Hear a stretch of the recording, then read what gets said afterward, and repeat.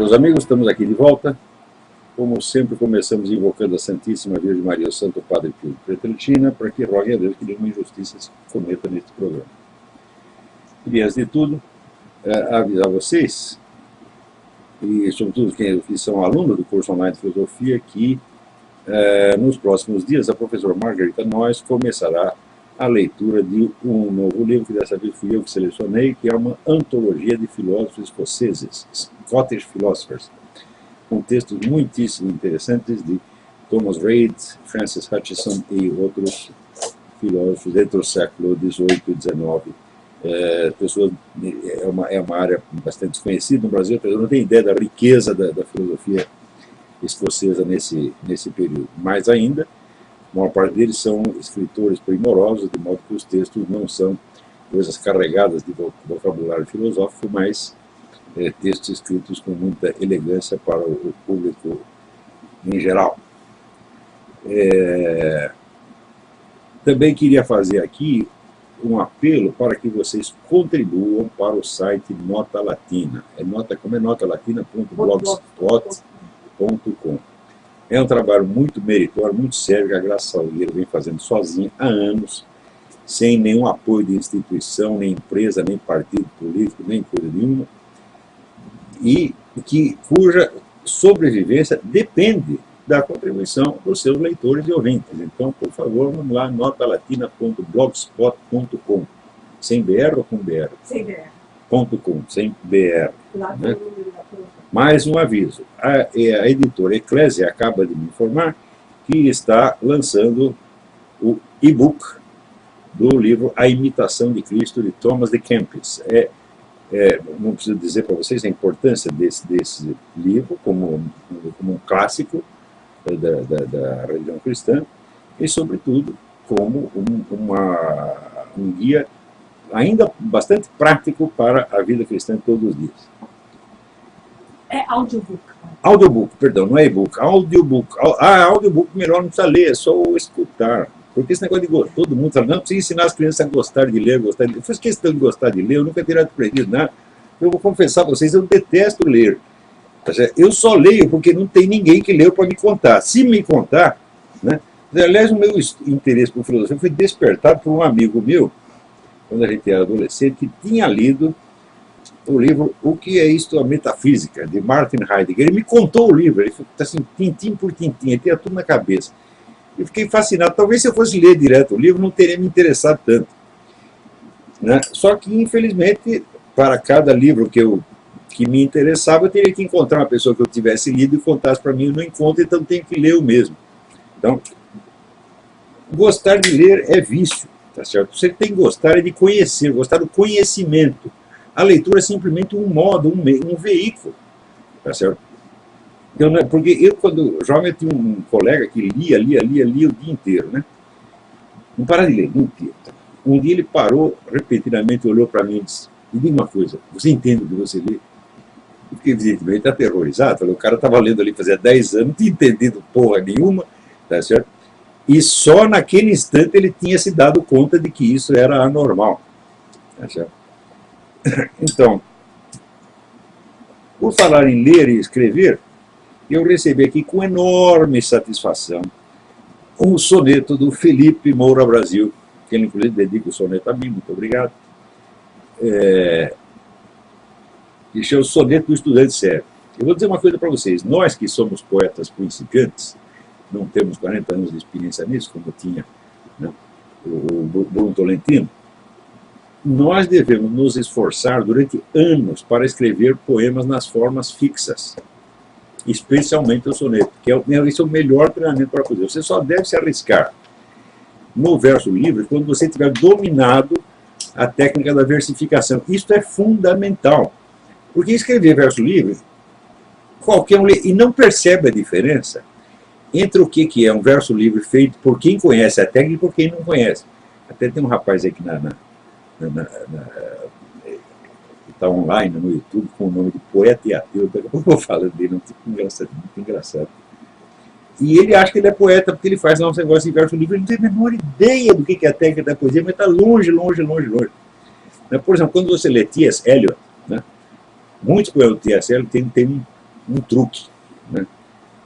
Por exemplo, The Love Song of J. Alfred Prufrock, que é um dos sonetos mais famosos dele. Ele escrevia em verso livre, mas usando, no meio do verso livre, a técnica da versificação francesa, das línguas latinas, e não da versificação inglesa. Então está tudo versificado, mas graficamente não parece, né? Então, quer dizer, a musicalidade do verso branco é uma coisa mais sutil, que o cara que não conhece a versificação não percebe. Então ele acha que é só fazer verso livre e está tudo certo. E é o caso do rapaz, quer dizer, não é poeta nem coisa nenhuma, né? Ele se chama Antônio Fernando. Bom, eu conheço dois Antônio Fernando na literatura recente brasileira, um Antônio Fernando Borges, que ganhou dois prêmios de romance, e o outro Antônio Fernando de Franceschi, que é um poeta publicado, que não é nenhum principiante, é um homem que nasceu em 1942, mais velho que eu, tá certo? E que é um poeta de qualidade, mas que não pertence à geração presentemente ativa, é a pessoa de outros tempos. A pessoa fala, como está a poesia? Eles mostram a poesia do Antônio Fernando de Franceschi, a Companhia das Letras publicou lá uma antologia. Então tem lá o Antônio Fernando de Franceschi, né, que tem 70 anos, né, e a Zulmira Ribeiro Tavares, que deve ter uns 120 mais ou menos. Então esta é a poesia recente do Brasil. Você vê como é as coisas? Tudo o que presta no Brasil, né, tá, no mínimo, tem 60 anos. Né? Então, não confie em ninguém com menos de 60 anos. Né? Porque depois tudo acabou. Né? O meu nome vem de uma palavra norueguesa que quer dizer sobrevivente. Quem escolheu meu nome foi minha avó, foi um negócio profético. Foi o seguinte: alta cultura no Brasil, morreu todo mundo, sobrou eu. Infelizmente, é o que vocês podem dispor no momento. Né? Então, aqueles que querem fazer poesia, tá certo? Vocês procurem os livros sobre a técnica poética e estudem. Quer dizer, poesia não é você escrever qualquer coisa assim, a autoexpressão, como uma coisa que sai de dentro, como um peido. Não é isso. E pode ser isso na cabeça do nosso poeta e ateu. É uma técnica, por isso é uma arte. Né? Arte e técnica é exatamente a mesma coisa. Técnica em grego. Agora, o imbecil recém-chegado nem percebe, ele só vê, vamos dizer, a forma externa e acha que imitando aquilo ele vai ser poeta depois. Né?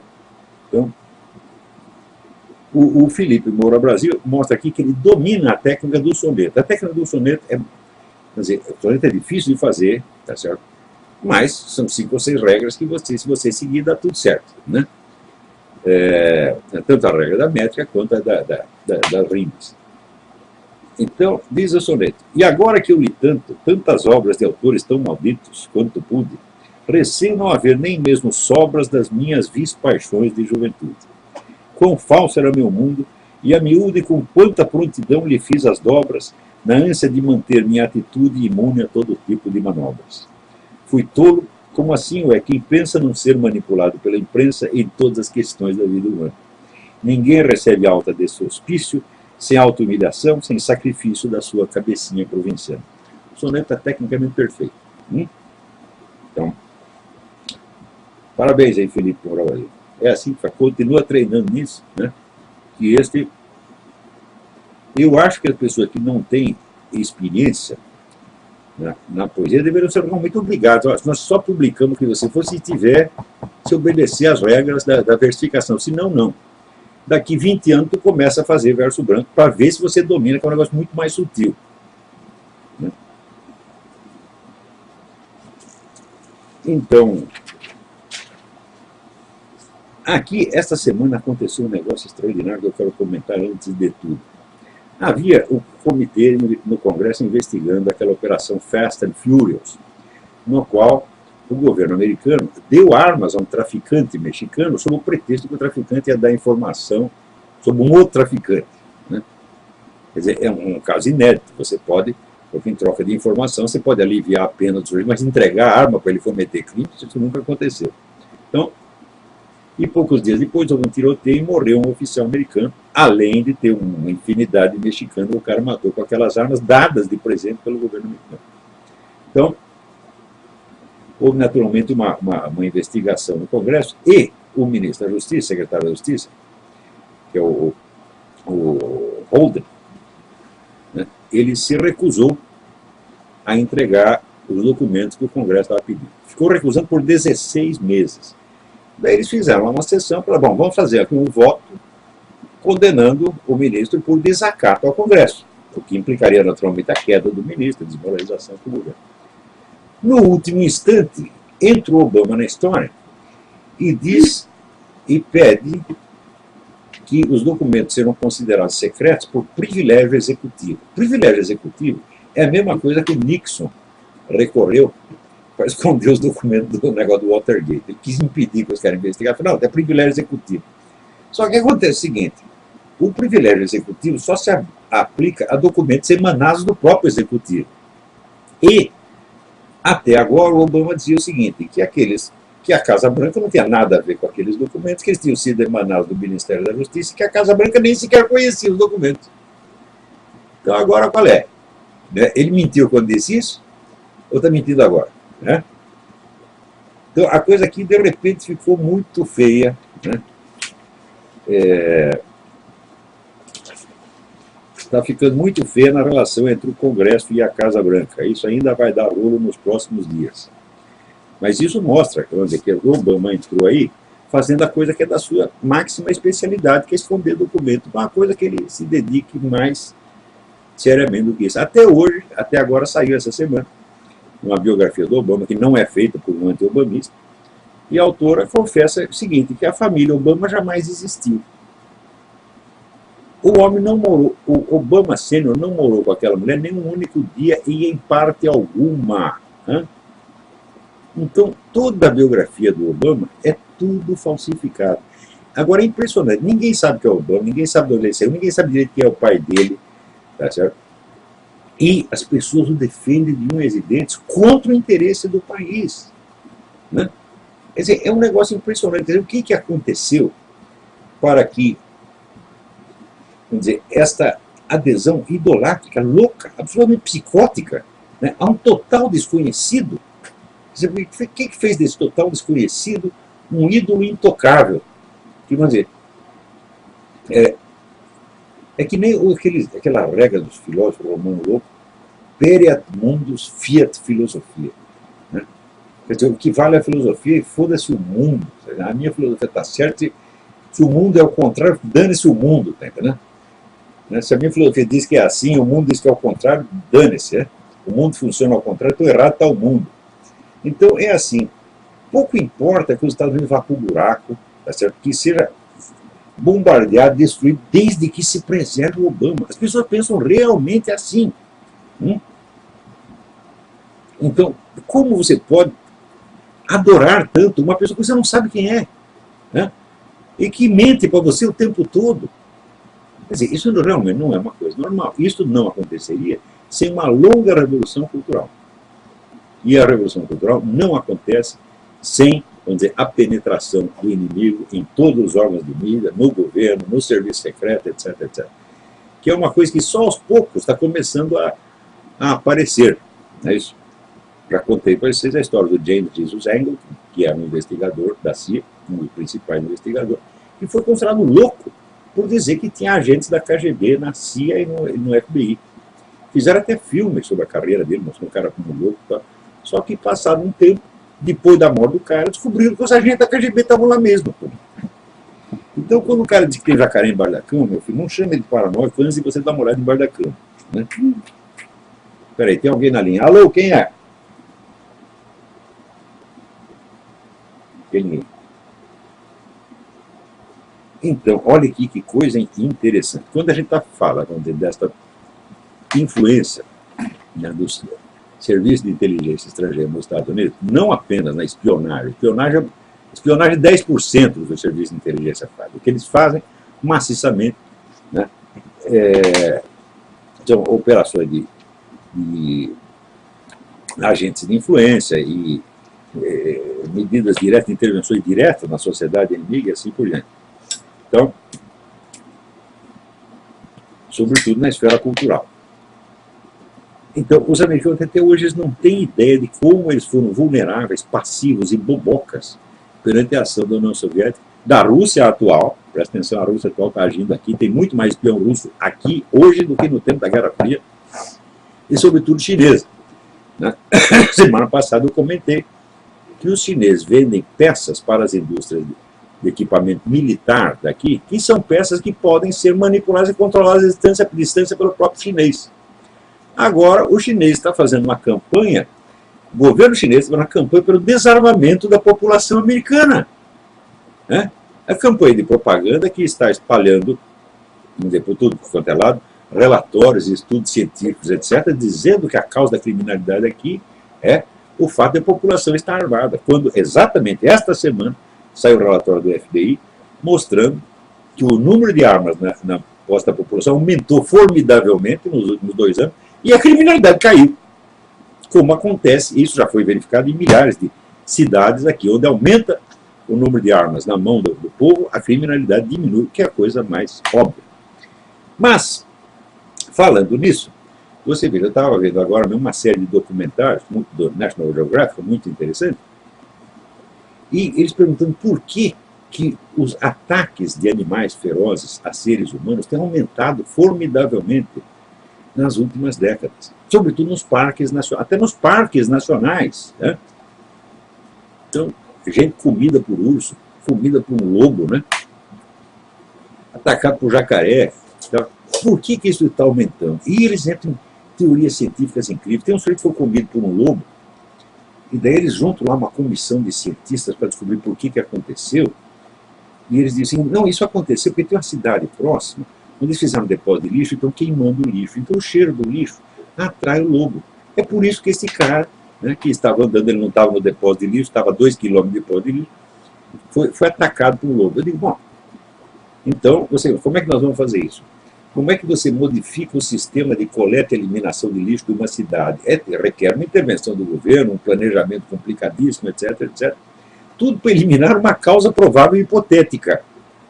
Eu digo, não seria mais fácil aquele cidadão que está andando ali no mato ter uma bela arma na cintura e passar fogo no lobo? Sobretudo uma arma de mão. Porque você, uma espingarda, shotgun, né? Às vezes não dá para você manipulá-la quando é um ataque próximo, você põe uma certa distância. Mas hoje em dia existem armas de mão poderosas, tá certo, que você pode usar para caça, né? Aqui tem, por exemplo, o Ruger Red Hawk, é um revólver feito para caça, é um 44 Magnum que estuporam ursos, né? Então um leão, né? Então, acontece que a cultura, a partir dos anos 60, a cultura da nova era, do ecologismo, né, etc., induziu milhões de pessoas a irem para a natureza. Eles têm que ter contato com a natureza.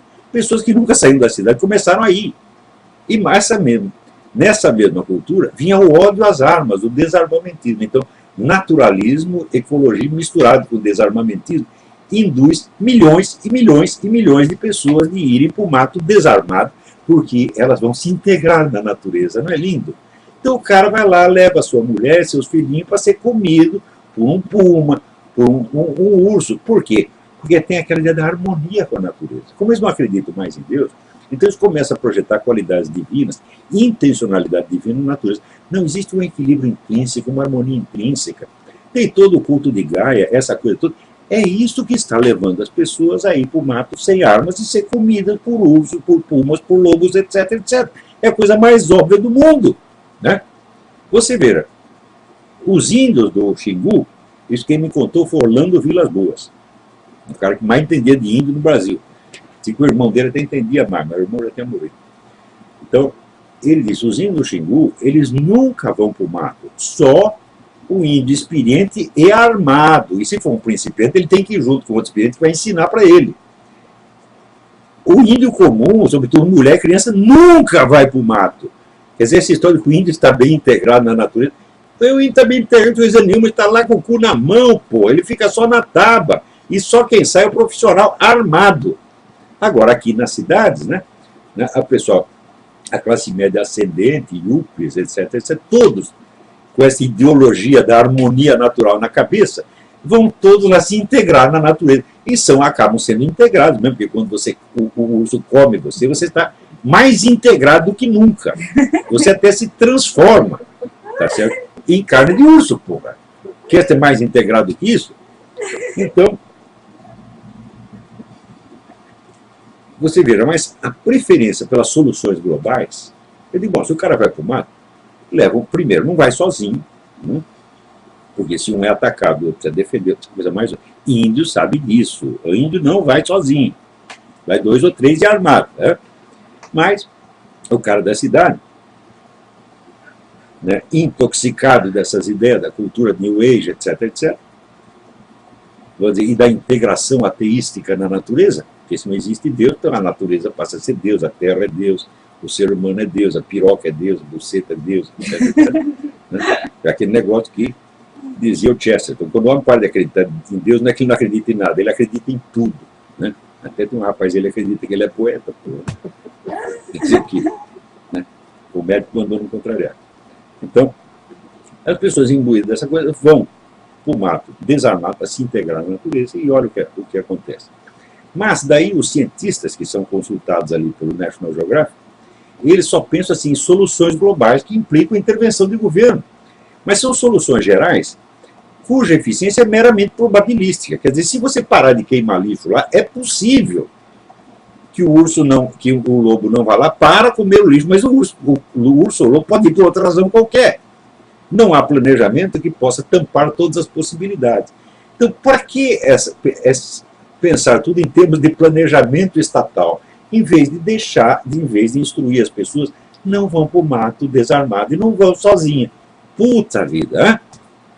Então, praticamente todas as vítimas ou estavam sozinhas, ou estava assim, marido, mulher e criancinha. Onde tinha 5 homens armados, bicho, urso nenhum foi lá tirar farinha, tá entendendo? E quando foi, morreu. Mesmo quando estava, mas tem um cara sozinho, um negócio admirável, um velhinho de 68 anos, foi atacado por um urso, matou o urso com canivete, porra, cortou o pescoço do urso, e ele saiu todo ferrado, sangrando, né, capengando, caminhou 15 quilômetros até chegar no acampamento onde estava o amigo dele. E eles botaram no barco, ainda levaram para o hospital, o cara sobreviveu, ainda deu entrevista e a pele do urso está lá na parede. Tá certo? Então, mas era um caçador experiente. Né? E ele foi pego desprevenido porque ele estava esfolando um veado que ele tinha acabado de matar. Então, ele estava sem a arma na mão naquele momento, porque já é cagado. Então, um caçador experiente, tu tem que saber que tu não pode ficar sozinho. Se está lá esfolando o viado, tem que estar o outro com uma baita espingarda na mão, olhando para ver se vem alguma coisa. Mas é a coisa mais óbvia. Qualquer índio sabe disso, porra. Né? Então, agora está aqui a China fazendo campanha pelo desarmamento dos Estados Unidos. Não é um negócio fantástico? Né? Agora, eu vou ler um negócio para vocês aqui. É um artigo que eu mandei para o Diário do Comércio, e que tem até um esboço de continuação aqui, que eu vou dar uma ideia para vocês. O artigo chama-se Debate e Preconceito.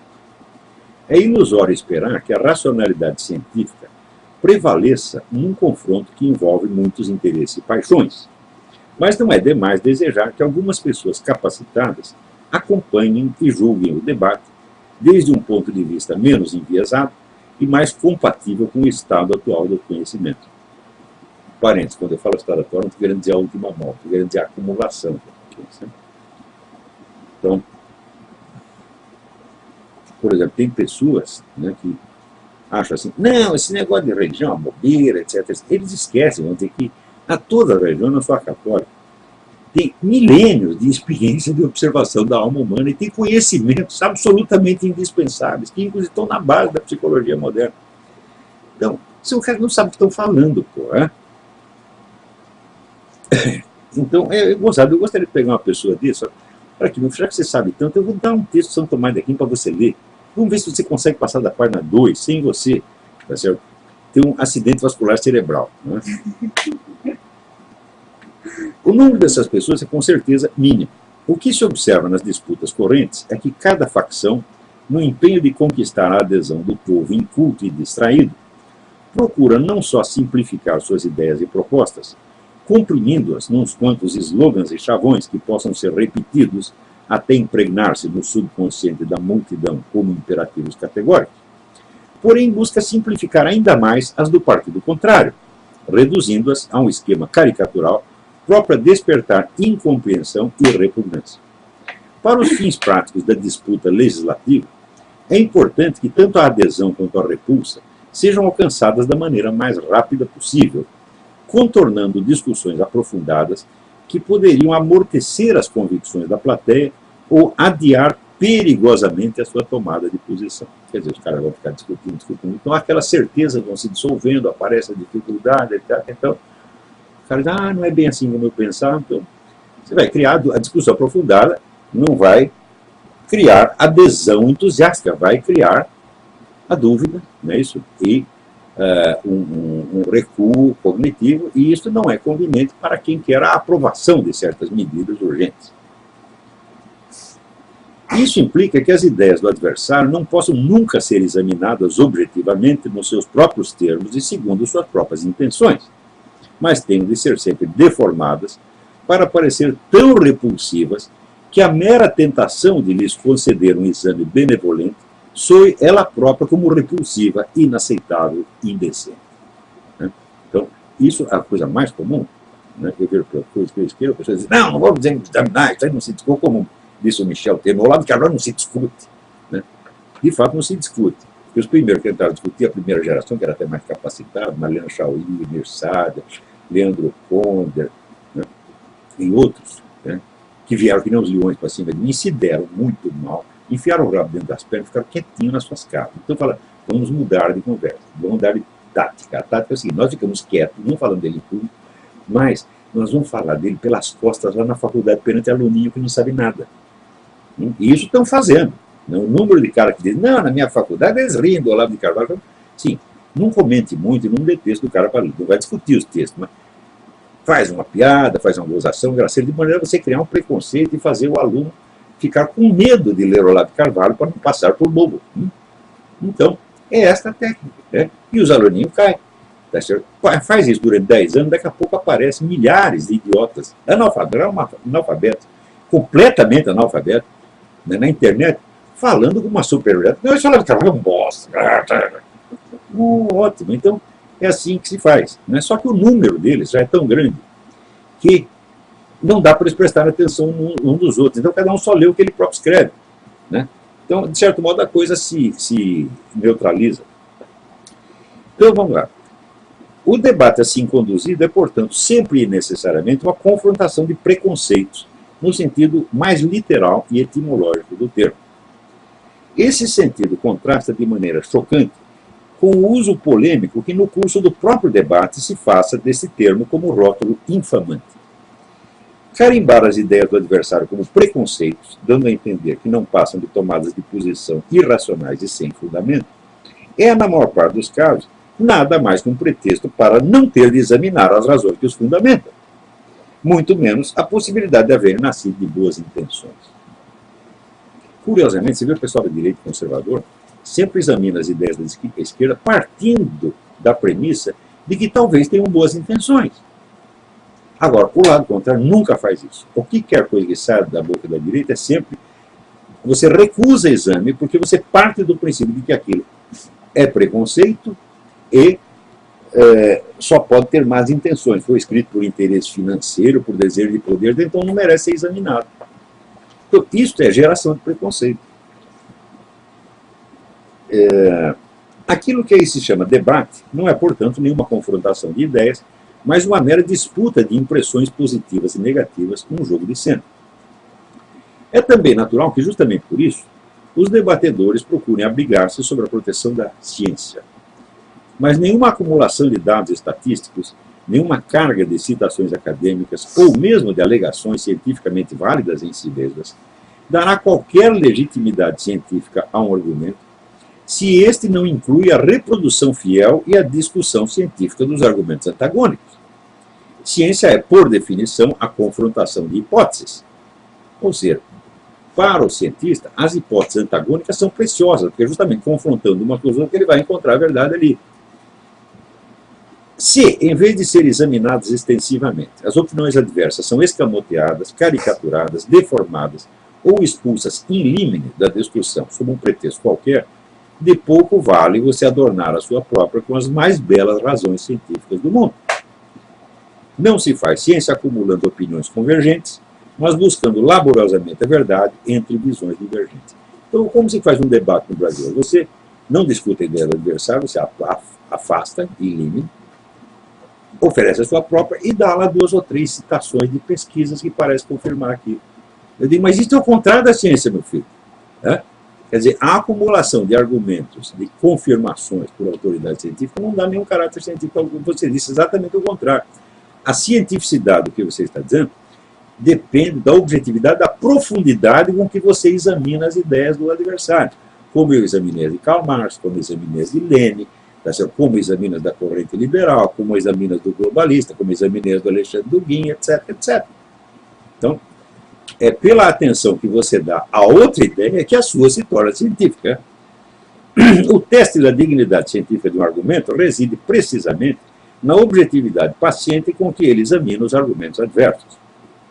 Quem logo de cara os impugna como preconceitos, nada mais faz do que tentar criar contra eles um preconceito, dissuadindo a plateia de examiná-los.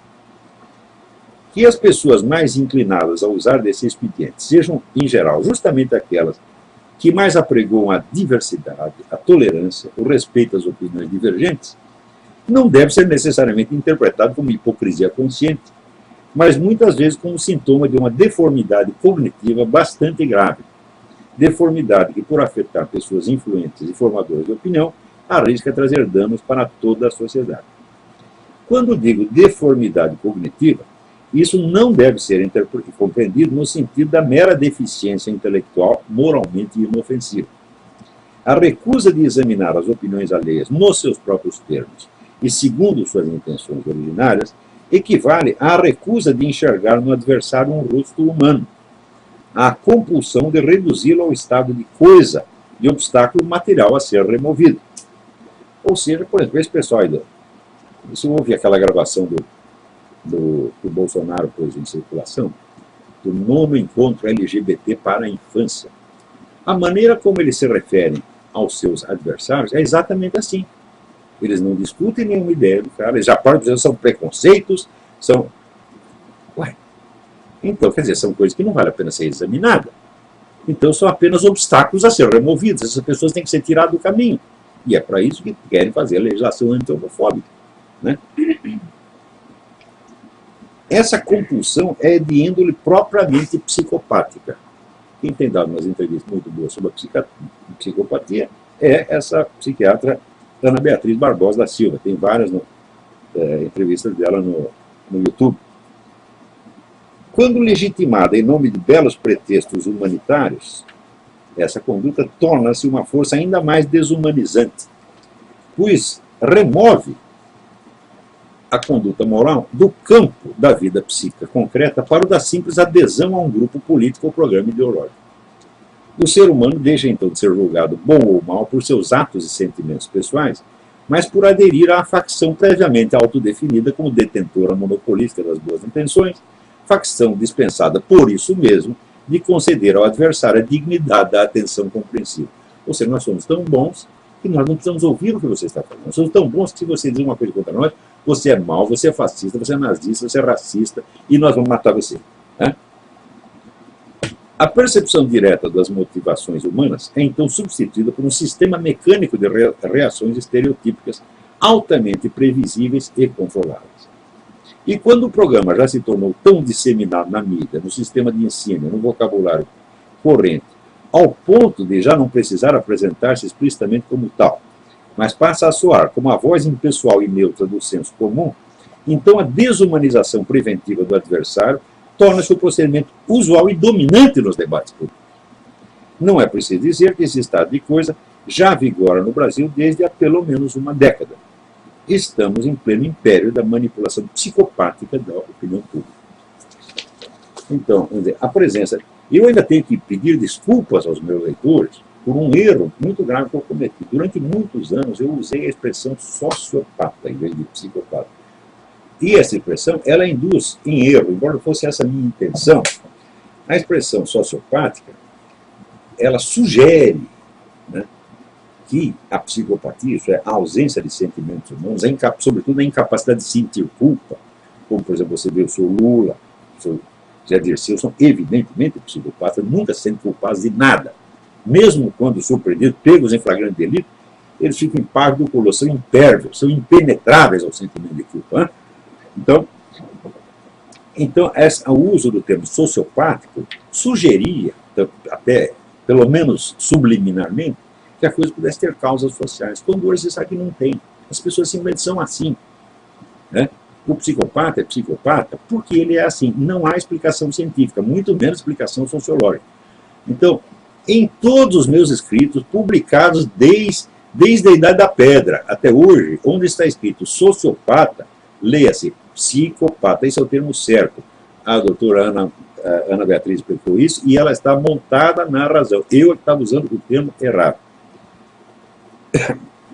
Então, isso quer dizer que a deformação psicopática do adversário no debate se tornou norma no Brasil. Quando a dona Dilma lança a campanha, né, contra o preconceito e a discriminação, cara, quem disse que a rejeição que você tem de uma conduta humana é um preconceito? Né? Quem disse que aquilo não foi observado, pensado? Pode estar até errado, tá certo, mas não é um preconceito. Né? Então, o preconceito, meu filho, se expressa, vamos dizer, em slogans e atitudes políticas. Tá certo? E não em imensos tratados de filosofia moral, de teologia moral. Não é possível. Tá? Para escrever esse tratado de teologia moral, como Santa Força Ligório, tem que pensar muito, aquilo foi tudo conceitualizado, pensado criticamente. Então, daí vem um vagabunda qualquer, como essa dona Dilma, e chama tudo de preconceito. Né? Preconceito tem você na sua cabeça, que julga as coisas que você não conhece e não tem capacidade de conhecer. Foi para o desafio a dona Dilma, a senhora acha que a recusa religiosa, a crítica religiosa, a conduta homossexual é preconceito? Então eu dou aqui a senhora a Teologia Moral de Santa Afonso de Ligório. Quero que a senhora leia. Leia e mostre que é tudo preconceito. Né? Então, é claro que na propaganda comum, na discussão, no discurso de pastores, pode haver preconceito, sim. Eu mesmo acho que tem. Já vou até explicar alguns. Se não der para explicar hoje, explico outro dia. Mas, em substância, o que as religiões dizem da conduta homossexual não é preconceito de maneira alguma.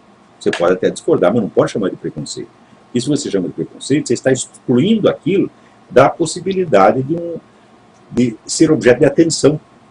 Você está dizendo, não presta atenção no que estão falando, que nem Milton Temer, não fala do Olavo de Carvalho. O Olavo de Carvalho não fala só pelas costas, longe dele.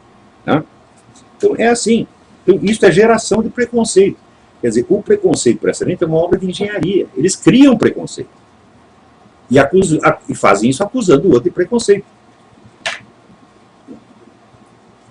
Então, tomei até aqui umas notas. Deixa eu ver se eu tenho mais alguma notícia da semana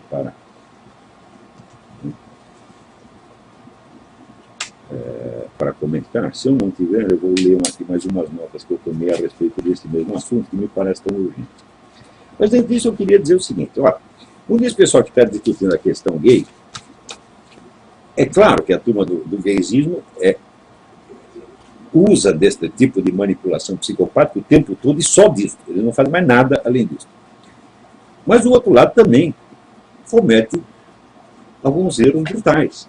Por exemplo, na ânsia de combater o movimento gay, eles começam a fazer um discurso contra a homossexualidade que diz o seguinte, que a homossexualidade é antissocial, que ela é antinatural, tá certo? E coisa desse tipo. Eu digo, em primeiro lugar, a homossexualidade é antinatural de maneira alguma. Ela pode ser antinatural no sentido que Santo Tomás de Aquino dava a palavra natureza no século XIII. No sentido que a palavra natureza tem hoje nas ciências, você não pode de maneira alguma dizer que a homossexualidade é antinatural. Um fato antinatural não se observa na natureza. E a homossexualidade está tão disseminada na natureza que eu mesmo vi um monte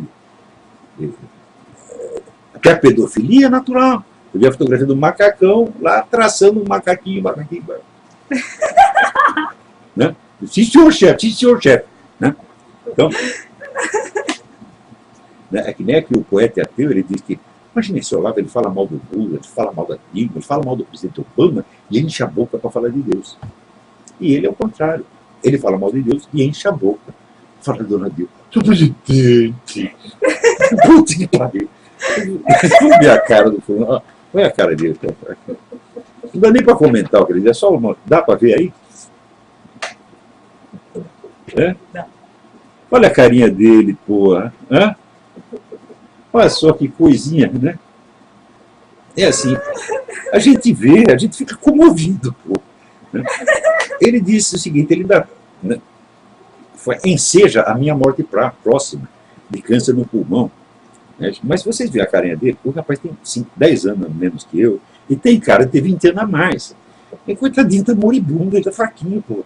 Então, eu não ensejo a sua morte, eu ensejo um tratamento para você. Você tem que comer proteína, rapaz, né? Comer uns bons bifes, né? Ovo, né? Eu aqui eu como quase uma dúzia de ovo por dia, né? Estou aqui forte, impávido, colosso, não tenho hora para comer, não tenho hora para dormir, estou aqui. Né? E essa turma toda da minha geração, todo mundo já teve infarto, está com 5 pontos de safena, e vem esse rapaz com esta cara, né, de quem está ali na fila do INPS, coitado, né? Dizer que eu vou morrer. Bom, morrer todo mundo vai, meu filho, mas eu acho que o risco mais é para você. Então, vamos orar por ele, coitadinho, né? Para que ele se recupere. Esteticamente, ele é irrecuperável. A cara dele. Eu não posso olhar a cara dele, pô, né? Não dá para olhar, né? Aquela carinha, boquinha de chupa-pica,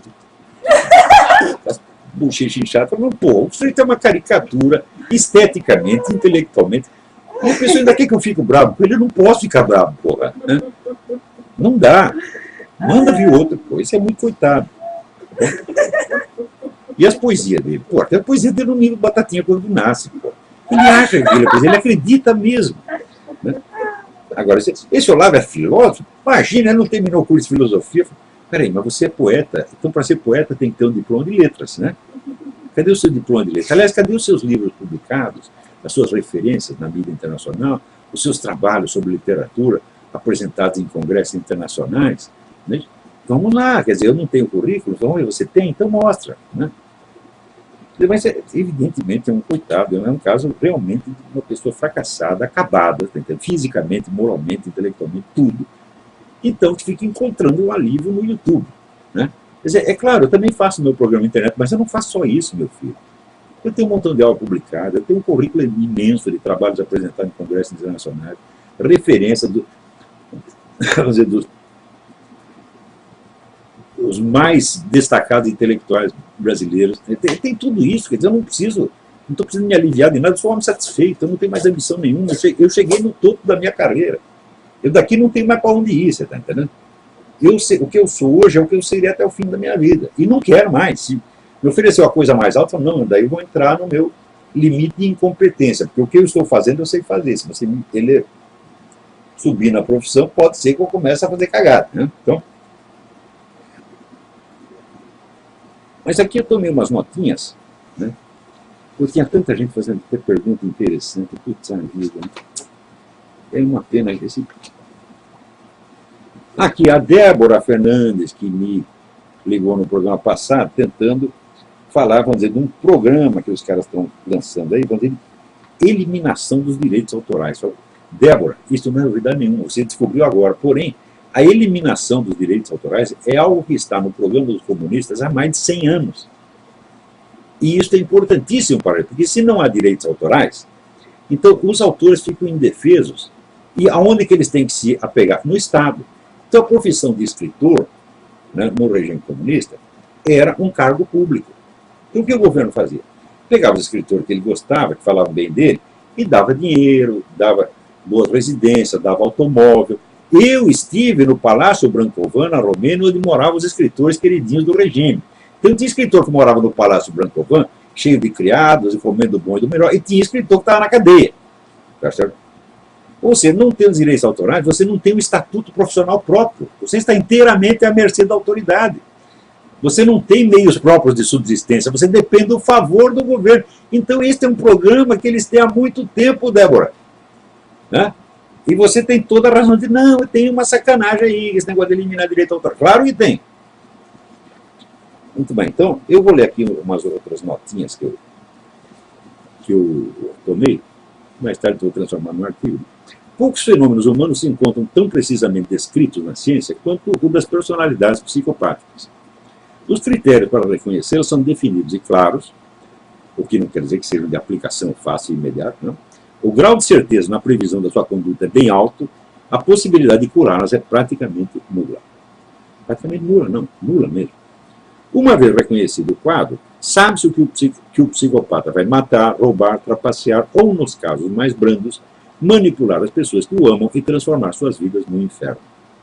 Sabe-se também que os casos mais brandos só o são quando considerados individualmente, mas que seu impacto total sobre a sociedade é às vezes ainda mais devastador que o dos psicopatas francamente violentos. Por quê? Porque eles são em maior número, tá certo? E porque, não tendo uma conduta ostensivamente criminal, e sendo, por outro lado, sempre pessoas muito espertas, muito hábeis, então essas pessoas sobem na vida e acabam mandando em nós, porra. O psicopata brando, por ser um manipulador inato, incapaz de piedade ou sentimento de culpa, tem uma imensa capacidade de despertar ambas essas reações em suas vítimas, reduzindo-as ao estado de compungidas benfeitoras daquele que os engana, explora e atormenta. Então, a pessoa normal ela sente culpa, e quando acusada, se ela reconhecer um pingo de veracidade no que você diz, mesmo que esteja a coisa venha deformada pela malícia, a pessoa se sente, né, constrangida. Se acusa de um negócio que você fez e que às vezes você nem lembra, você sente, né? Então, às vezes até culpas coletivas. Eu não tenho o Papa pedindo desculpa pelos padres pedófilos, né? Ora, os padres pedófilos, observaram 3 mil casos de padres pedófilos em 30 anos em 60 países. Se você faz as contas, você vai ver que isso aí dá 100 casos de pedofilia espalhado em 50, 60 países. Conclusão, o número de pedófilos entre os padres é menor do que entre qualquer outra comunidade humana. No entanto, oferecendo só metade da informação, dá a impressão de que ser padre é ser pedófilo e a Igreja Católica é a grande culpada da pedofilia. Mesmo sabendo que não é isso, o Papa ele sente vergonha por aquilo que esses padres fizeram, porque afinal de contas eles foram ordenados padres. E são membros da Igreja. Então o Papa sente a vergonha, tá? De uma coisa que ele não fez, que ele não tem culpa, que a igreja inteira não tem culpa, e que dentro da igreja acontece em menor escala do que em outros lugares. Agora, comunista, quando você conta a totalidade do malefício que eles fizeram ao mundo, morticínio sem fim, eles não sentem nada, eles sentem indignados contra você. Não sente vergonha. Né? E pessoas como o seu Lula, né? Pois o Lula não se gabava em público de ter tentado estuprar um companheiro de cela? Não é ele que fazia esses programas anti-homofóbicos, defendia essa legislação anti-homofóbica, quando tem vídeos dele fazendo gozação feia com gay? Né? Então, as pessoas não sentem vergonha. Isso é absolutamente impenetrável. Né? Quando veio o inquérito do Mensalão, o que ele fez? Se gabou, eles não vão me pegar porque vai prescrever. Ele não sente nem um pingo de vergonha. O Zé Dirceu, aquele que casou com a mulher, enganou a mulher, ofereceu, mostrou identidade falsa com a mulher, e de repente, olha, eu não sei se você está pensando, eu sou Zé Dirceu, eu vou para Cuba porque eu amo o Fidel. É claro que é uma pessoa sem sentimento humano. Não tem piedade. Agora, uma outra característica do psicopata, ele tem um amor próprio exagerado. E, portanto, tem autopiedade excessiva. Você já viu o Lula chorar por causa do morticínio anual de 50 mil brasileiros? Não. Mas ele, quando lembra a infância dele de menino pobre, ele chora até agora. Eu fui menino pobre, né? Claro, é um comportamento histeriforme que é característico do psicopata. Quer dizer, não é histeria comum, é histeria psicopática, é de um pouco diferente. Né? Quer dizer, ele não tem o sentimento humano normal, mas ele tem o sentimento provocado, quer dizer, pela distorção imaginária que ele faz da sua própria vida. Quer dizer, que os sofrimentos dele são, por definição, importantes, os dos outros não são. Né? Então, vamos lá. Então, eles têm a capacidade, justamente porque eles não têm o sentimento de compaixão e de culpa, então esse sentimento para eles é apenas um raciocínio, é apenas um elemento intelectual, não afetivo. Então eles têm um domínio disso, e eles sabem como despertar isso nas pessoas. Né? Então eles sabem, por exemplo, captar qual é a coisa que você tem vergonha. Né? Não eu. É difícil pegar nessas coisas, por quê? Em primeiro lugar, porque eu confesso todos os dias as minhas culpas reais para Deus. Se você me vier me acusar de uma coisa que eu não fiz, mesmo que pareça o que eu fiz, eu te mando tomar no cu na mesma hora. E se é acusado do que eu fiz, eu digo, fiz. Por exemplo, o seu poeta ateu, ele diz, o Olavo de Carvalho é um bosta. Eu falo, você tem toda a razão. Eu já disse 50 vezes aqui que eu sou um bosta, meu filho. Qual é a novidade? Né? Então, aquele negócio, sou, mas que não é. Né? Então, agora, se é filho da puta, não, filho da puta eu não sou. Eu conheço bem a senhora, minha mãe. Agora, a sua eu não conheço. Você tem certeza que você conhece bem a sua? Né? Onde ela andou? Sei não, hein? Então, sou um bosta, mas não sou filho da puta. Só no sentido genérico de filho da puta. Você chama o cara de filho da puta sem desdouro para a sua progenitora. Quer dizer, você é um filho da puta não por causa de algo que sua mãe tenha feito. Você é um filho da puta intrínseco, ainda que sua mãe seja uma santa. Se for nesse sentido, eu até posso concordar com você. Então, vamos lá.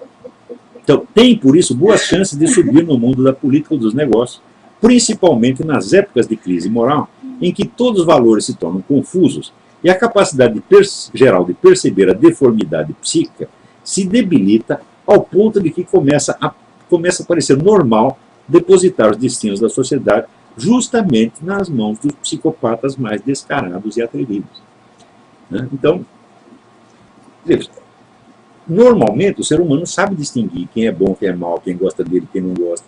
Mas numa época de confusão moral, tudo isso nubla, então você começa, é a reação do cão de Pavlov, quer dizer, quando o número de contradições se acumula quando você ficar confuso, quando Pavlov era isso, ele fazia muita estimulação contraditória, de repente o reflexo dele invertia. Então o que ele faz? Ele começa a lamber a mão do técnico do laboratório, que ele odiava, e começa a atacar o dono que ele amava. Então é tal negócio. Nós votamos muito em pessoas capazes, então agora vamos votar no incompetente para ver se funciona. Né? Então, pessoas que nós conhecíamos não funcionavam, vamos votar no desconhecido total.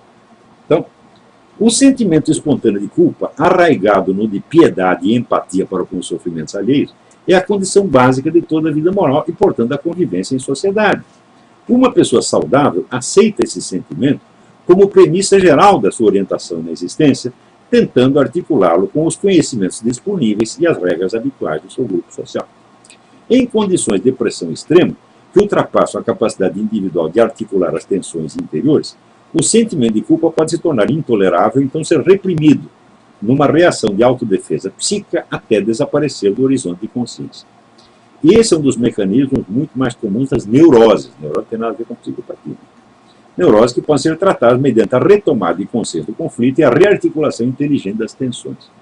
Nos casos extremos, o conflito é sepultado tão profundamente no inconsciente que toda tentativa de trazê-lo à tona fracassa e o paciente arrisca mergulhar no estado de psicose, principalmente quando alguma deficiência neurofisiológica inata ou adquirida o predispõe a isso. O que caracteriza o psicopata é justamente a ausência desses conflitos por falta da condição prévia sem o qual eles não podem instalar-se, o sentimento de culpa. Então, o psicopata não fica neurótico, o psicopata não fica psicótico. Ele é imune às crises de consciência. Então, ele nem tem a crise de consciência saudável, onde existe um sofrimento moral. Tá certo? Eu já fiz muita sacanagem, tive sofrimento moral merecido por causa disso. Tá entendendo? Já contei aqui algumas vezes para vocês. Né? As garotas que eu enganei, comecei a casar com eles, davam no pé, fiz essa merda tudo. Sim, sou uma esquina. Então, aí você tem uma crise moral, às vezes é difícil você engolir e reconhecer o que você fez. Mas quando você reconhece, então você rearticula o conflito. Mas, às vezes, o que você fez pode lhe parecer feio demais, mesmo que não seja. Então o que você faz? Você reprime a consciência moral, você sufoca a voz da consciência moral. Isto, segundo o grande psicanalista Igor Caruso, isto é um dos principais mecanismos criadores da neurose. E a neurose, quando passa a um certo ponto, pode virar psicose. Mas o psicopata, meu filho, ele não tem neurose, não tem psicose, por exemplo, porque ele não tem conflito de consciência, porque ele só tem consciência cognitiva. Não tem consciência moral, porque a consciência moral é baseada no sentimento espontâneo de piedade e de culpa. Né? Então, estão entendendo isso aí? Quantos minutos nós temos ainda? Então, veja, vamos rapidamente tentar aplicar isso ao caso da homossexualidade. Então, tem muitas pessoas que tentam induzir nos homossexuais mais culpa do que eles têm. Porque a homossexualidade não é antinatural, ela existe espalhada na natureza, antinatural no sentido moderno, não no sentido que São Tomás de Aquino dava a palavra, que a gente pode discutir outro dia. E não é antissocial, é compatível com a organização social. Tá certo? Então, o que a igreja diz não é nem que é antinatural, no sentido moderno, nem que é antissocial. Ela diz que é pecado. Pecado é outra coisa, meu filho. Pecado não tem nada a ver com a ordem social desse mundo, nem com a natureza. Né? Pecado é uma coisa que você faz que prejudica o seu ingresso na vida eterna. Né? É uma coisa que existe na escala da imortalidade, meu filho, não na escala da sociedade. Né? Portanto, quando o pessoal religioso tenta infundir no homossexual uma vergonha perante a sociedade, ele está agindo muito errado. Né? Se você é homossexual, meu filho, você não tem que baixar a cabeça para ninguém. Você não tem que ficar envergonhado perante a sociedade, perante mim, né? Perante seu vizinho. Não, claro que não. Agora, no seu diálogo interior com Deus, aí sim você tem que se envergonhar. Porque essa é uma imperfeição que você tem. Né? Então, por que é uma imperfeição? A gente pode discutir depois, eu posso demonstrar. Mas não é uma imperfeição pior do que o adultério, pior do que os heterossexuais da infância. Então você não é pior do que nenhum heterossexual. Então não tem que ter vergonha na frente de ninguém. E aquele cara que tenta envergonhar o outro em público por o cara ser homossexual é um bom filho da puta mesmo, né? Isso quando não é um psicopata que está tentando manipular o coitado do homossexual para transformá-lo em servidor desses movimentos políticos, essa coisa, como de fato aconteceu.